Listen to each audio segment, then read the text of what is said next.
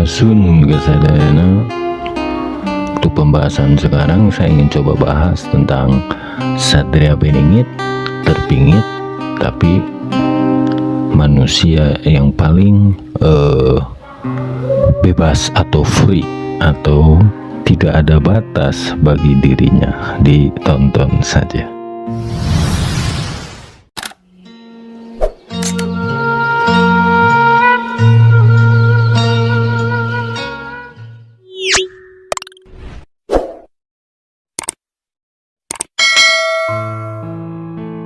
Ketika kita ingin memahami atau tentang Satria Piningit, karena saya masih banyak memperhatikan atau mempelajari tentang Satria Piningit dari versi-versi teman-teman, kreator-kreator yang lain.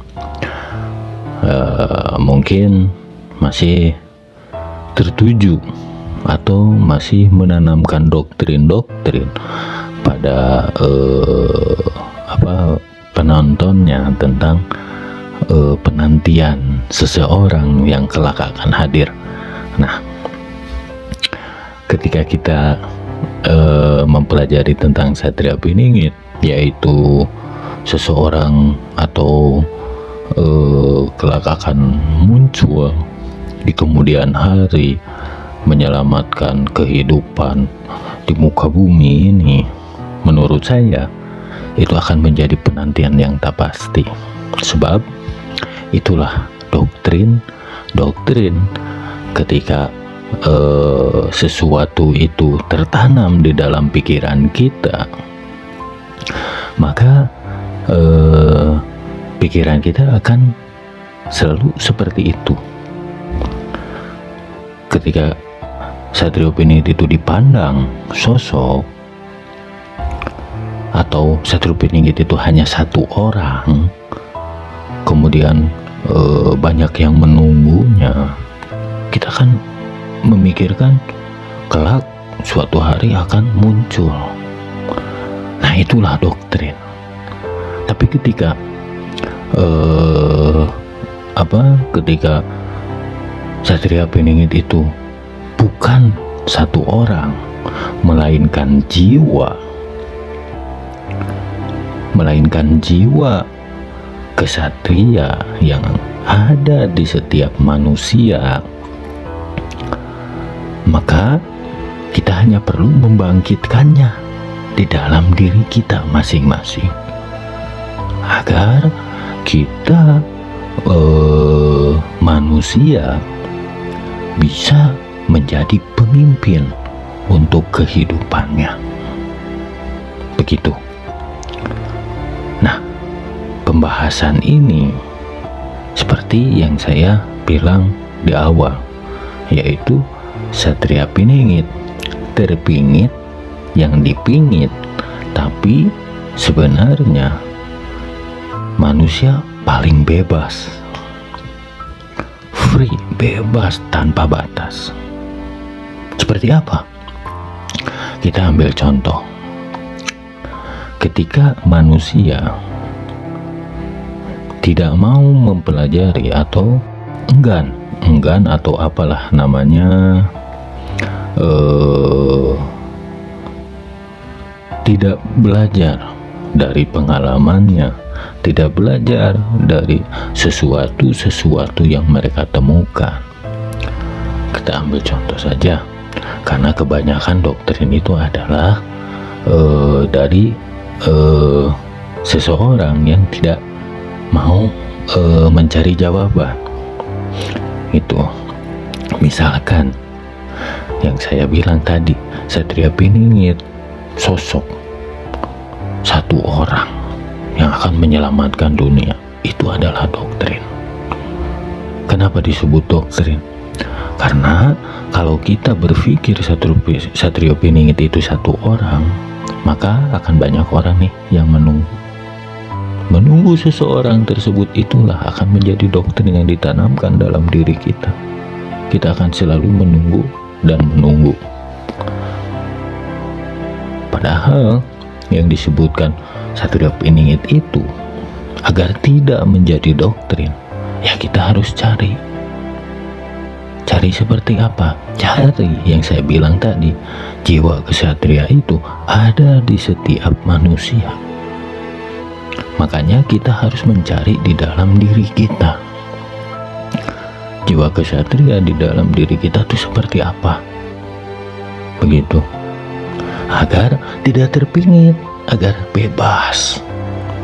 Seperti yang saya bilang tadi, terpingit, bahkan Satria Piningit itu terpingit, tapi sebenarnya manusia yang bebas tanpa batas. Kan seperti itu. Nah, agar terbebas dari pingitan itu harus seperti apa? Gitu kan? Ambil contoh. Nih, hidup manusia tuh kan berhubungan nih. Setiap manusia akan memiliki kepercayaan atau agama. Setiap agama akan memberikan batasan-batasan. Ketika batasan itu tidak mau kita pelajari, maka itu akan jadi doktrin yang akan selalu membatasi diri kita, akan selalu memingit diri kita. Seperti itu. Tetapi ketika kita ingin mempelajari atau bisa mempelajari yang namanya batasan-batasan tersebut, kita akan tahu kebenaran-kebenarannya. Nah, kenapa saya sering bilang Piningit itu adalah kebenaran? Agar kita atau jiwa kesatria kita terbebas tanpa batas. Dan bisa membangun diri kita untuk menjadi seorang kesatria untuk diri kita.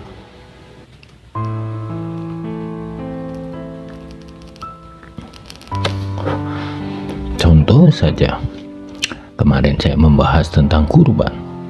Nah, kurban itu apa?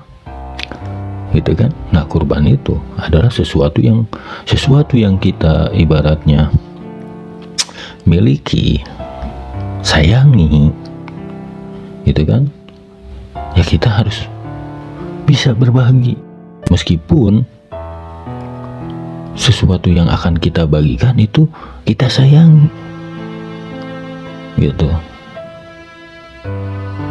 Nah, ketika agama menjadi doktrin, itu karena tidak mau mempelajari. Idul kurban, mimpi di dalam Nabi Ibrahim kan kemarin saya bahas, itu tentang menyembelih dan berbagi daging. Nah, itu kan akan jadi doktrin kalau kita tidak mau mempelajari hal tersebut, arti mimpi itu. Dan ayat-ayat di dalam Quran akan menjadi doktrin kalau kita tidak mampu memahami isi ayat-ayat itu. Saya ambil contoh selain kurban ini, surat Nabi Yunus itu banyak orang yang bilang bahwa ketika orang sering membaca surat Nabi Yunus itu akan memudahkan rezeki. Nah, itu akan memudahkan rezeki untuk si pengamal ayat tersebut. Seperti apa? Kan kita harus tahu alasannya agar itu tidak jadi doktrin pada pikiran kita. Kan kebanyakan orang dikasih tahu nih, bacain surat Yunus sebanyak sekian kali, gitu kan? Kenapa saya bilang kalau baca ayat mau 1000 kali, mau 1.000.000 kali, kalau kita tidak memahami isi ayat tersebut, itu akan percuma.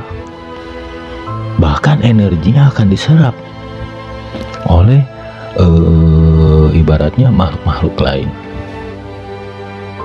Bahkan kalau kita sering ibaratnya membacakan ayat-ayat, tapi kita tidak bisa memahami ayat tersebut, hanya sekadar menjikirkan terus, membacakan terus, gitu kan? Nah, energi itu akan dicuri. Kan ada tuh yang datang mendekati kita, seperti yang bangsa-bangsa lain selain manusia, itu akan memanfaatkan kita. nantinya. Nah, doktrin ini banyak orang yang seperti itu. Banyak orang yang ibaratnya ketika ingin mencari sesuatu, tanya ke orang pintar tersebut ngasih nih amalan-amalan tersebut, tapi tanpa memberitahu arti-arti amalannya. Itu akan menjadi doktrin untuk diri kita, yang akhirnya kita akan percaya pada suatu amalan yang bisa ibaratnya seperti ayat tadi Nabi Yunus, bisa menarik rezeki. Padahal kita harus tahu alasannya dulu agar tidak menjadi doktrin.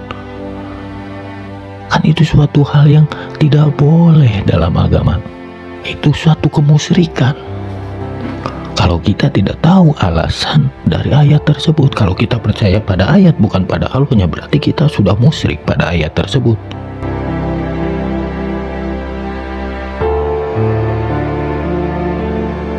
Itu yang tidak boleh. Makanya kita harus tahu batasan ini apa sebabnya bisa menjadi batasan. Kita harus tahu musabab-musabab.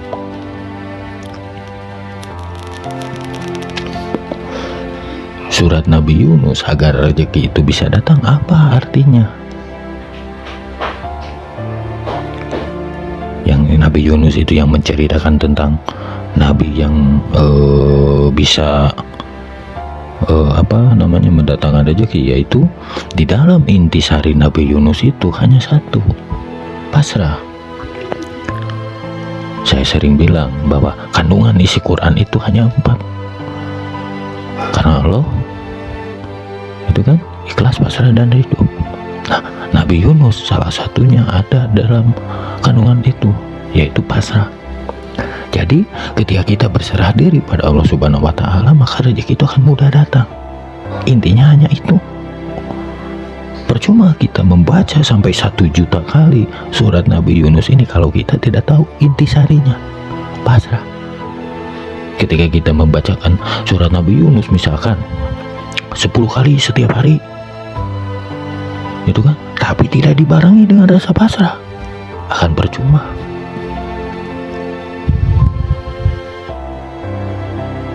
Makanya kita harus tahu agama ini bisa jadi doktrin kalau kita tidak bisa menyerap atau mencari kebenarannya. Makanya peningit itu kebenaran. Ketika manusia udah tahu tentang kebenaran-kebenaran yang berupa ibaratnya yang bisa menjadikan doktrin pada diri kita, maka kita akan terbebas dari batasan-batasan tersebut. Seperti itu.